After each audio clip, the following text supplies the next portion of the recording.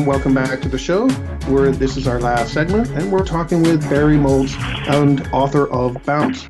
So, Barry, before we went away, we started to talk about the 10 building bands of true business confidence. And a few of these in the list, I think we've already touched on. And before we went away, we talked about environment. The next one we had humility, and I know we've already talked about that, unless there's something else you want to add. Nope. Okay, the next one is face the fear of failure. And I think you've touched on that too, unless there's something you'd like to add to that one. Well, I think that, listen, being afraid is natural. As I said before we got on the show, I have been practicing karate for 15 years, and every single time you step on the floor in the dojo, it's okay to be afraid, right? Being afraid is just a natural part of life. I mean, I love Dale Carnegie. He always talked about, well, how do you people are very scared to get up in front and talk in front of people. And he said, well, we'll never make those butterflies in your stomach go away. We just need to teach them to fly in formation.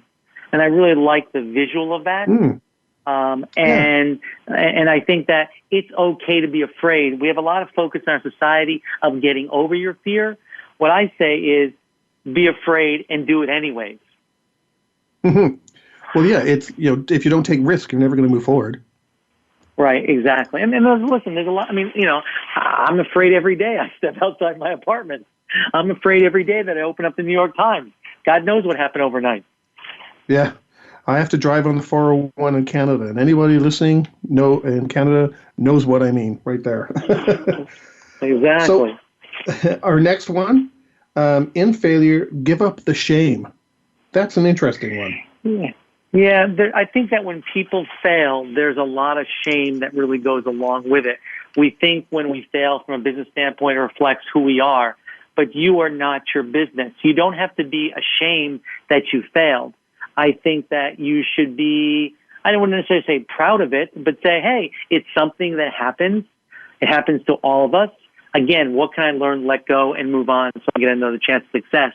But people get caught in that shame, and I think it's a real problem. I think we're seeing a lot of shame around people that fail through mental illness. We had the recent deaths of Kate Spade and Anthony Bourdain, and people don't talk about the failure they're having inside depression because they're ashamed. And I think it's a problem. Yeah. That could be a show all on its own. Absolutely. So number 5, failure gives a choice. Yeah, I think that people have to realize that when you fail, you now have a choice to go do something else. And I really am a big believer, Alex, that when one door closes, another door opens. And I think we have to realize, many times, let's say that you have a client that's really, really bad, but they're a major client of yours and you just can't quit them. But let's say they fire you because you don't have all that baggage of trying to service them. It opens up other opportunities.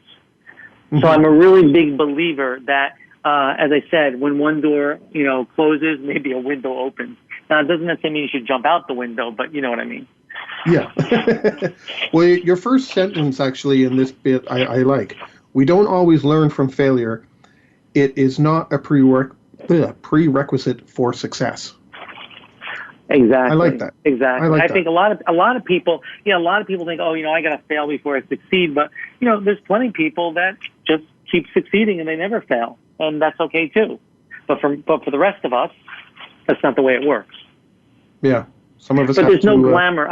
There's no glamour in failure. And I think many times, there's a lot of glamour in failure. And I don't really like that.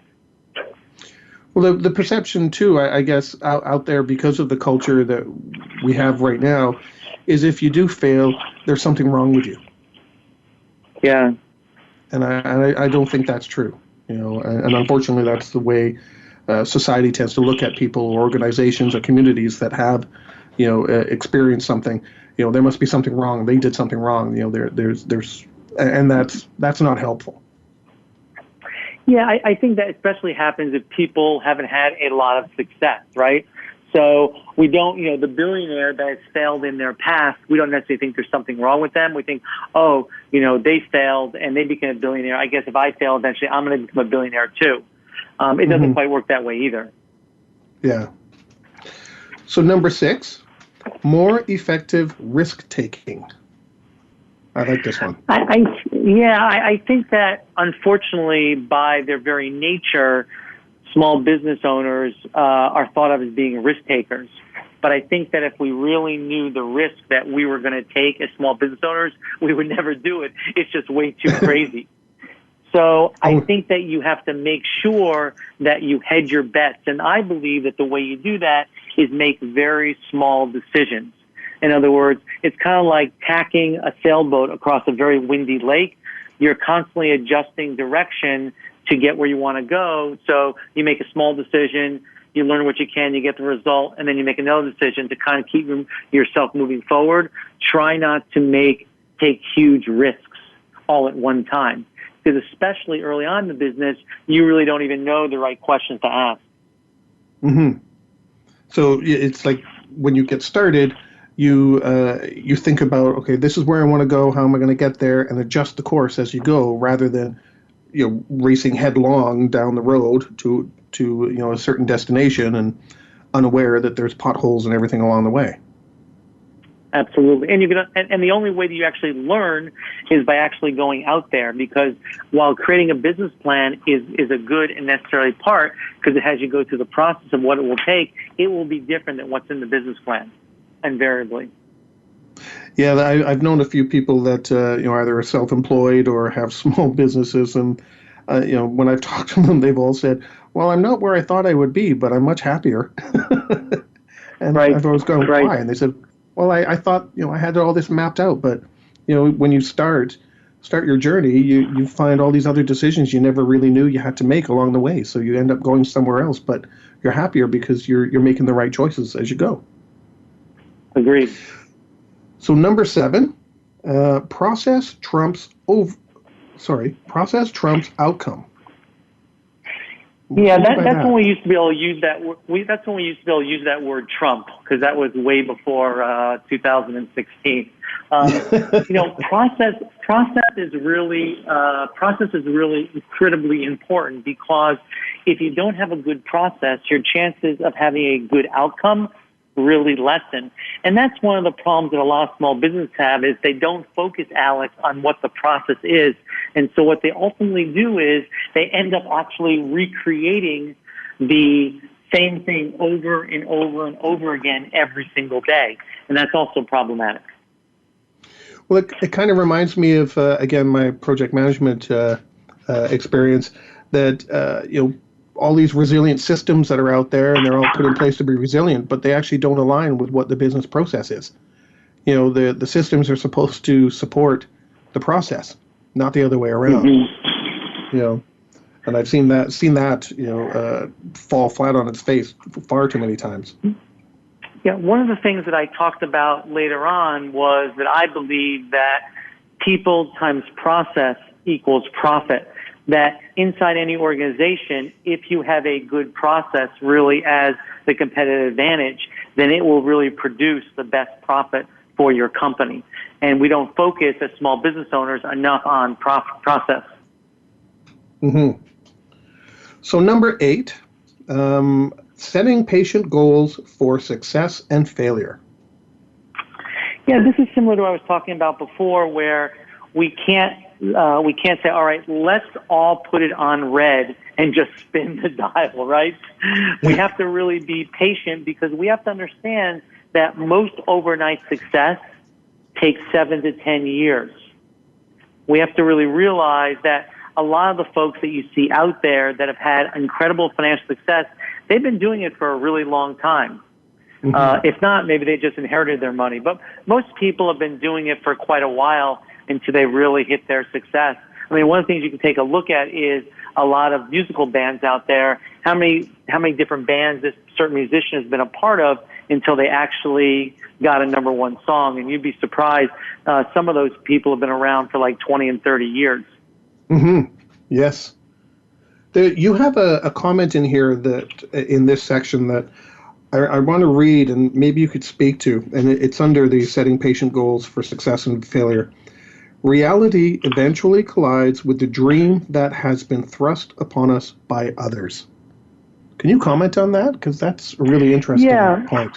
Yeah, I think that for myself growing up, there's a lot of large expectations to succeed. And I think that especially today, when you start your own business, everyone thinks, wow, he could be the next Mark Zuckerberg. He could be the next Mark Cuban. He could be the next, Oprah Winfrey. And I think that, unfortunately, that's in all likelihood not going to happen. So there are these huge expectations that get thrust upon you, and maybe you don't even want to do that. Maybe you don't even want to build a multi-million-dollar company. Maybe you just want to have your own business where you make a living. So I think there's a lot of pressure, especially in many cultures, to succeed.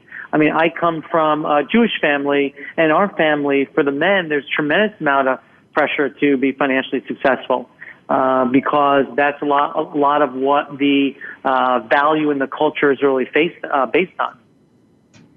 Well, I remember a few years ago when I first really started to publish books and do a bunch of other things, but someone said, "Oh, you're going to try to be the next," when they mentioned somebody, and I said, "No, I'm not going to be the next anybody, but I'll be the first Alex Fullick."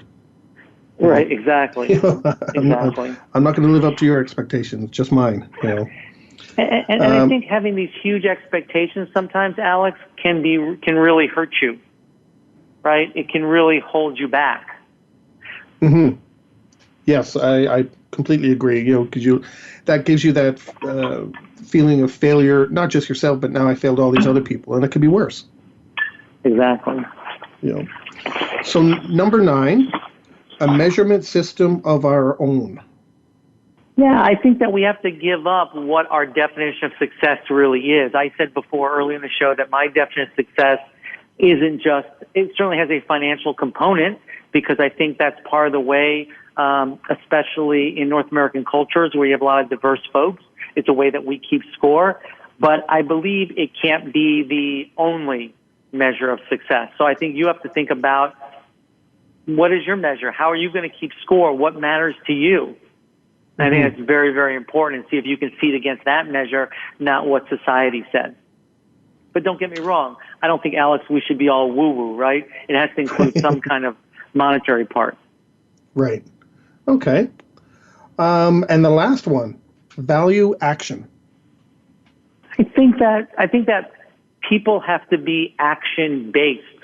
I think a lot of times folks just talk and talk and talk about things in business, but if you don't take action, actually go out there and do it, nothing's going to get done, and you're not going to get any information that's going to get you any closer to actually succeeding if you don't take action and risk the success or failure of that. Well, I like the comment you have here for value action. Stop reading this book and see what comes next. Experience builds confidence. Exactly. And I think that's a perfect spot to end the show on with that comment. I want to thank Barry for being on the show. And his book, again, the full title, Bounce, Failure, Resiliency, and Confidence to Achieve Your Next Great Success. Barry, thanks very much. Do you have any closing comments you'd like to provide us? Any Nope, just in the last couple of minutes? I appreciate you taking it off the shelf. If you want to reach me and if I can help you in any way, you can go to www.barrymoltz.com, BARRYMOLTZ.com, or on any of the social media platforms under the same name. Great. Well, thanks again very much for being on the show. And to everybody out there, again, I will be in Phoenix with Voice America, and we'll be doing live broadcasts at the Disaster Recovery Journal Conference, September 23rd to 26th. And if you have any topics that you want us to talk about, again, please feel free, go to the site, send me an email, and we'll see about getting you on the show or somebody else to come on the show and talk about the topic you're looking for. So in the meantime, everyone, thanks for listening, and stay prepared, everybody.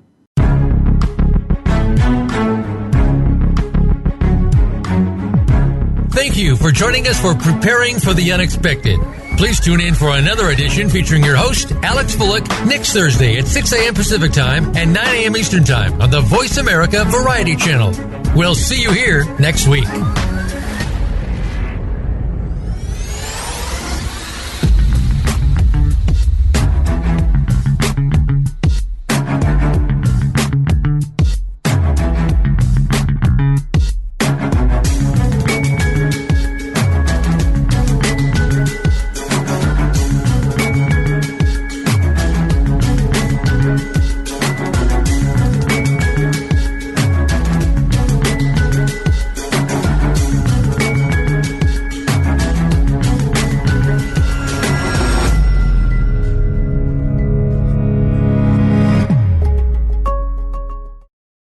liked that video, thumbs up. If you didn't like that video, thumbs down. But leave me a message and let me know your thoughts. Of course, don't forget to subscribe. And in the meantime, stay prepared, everybody.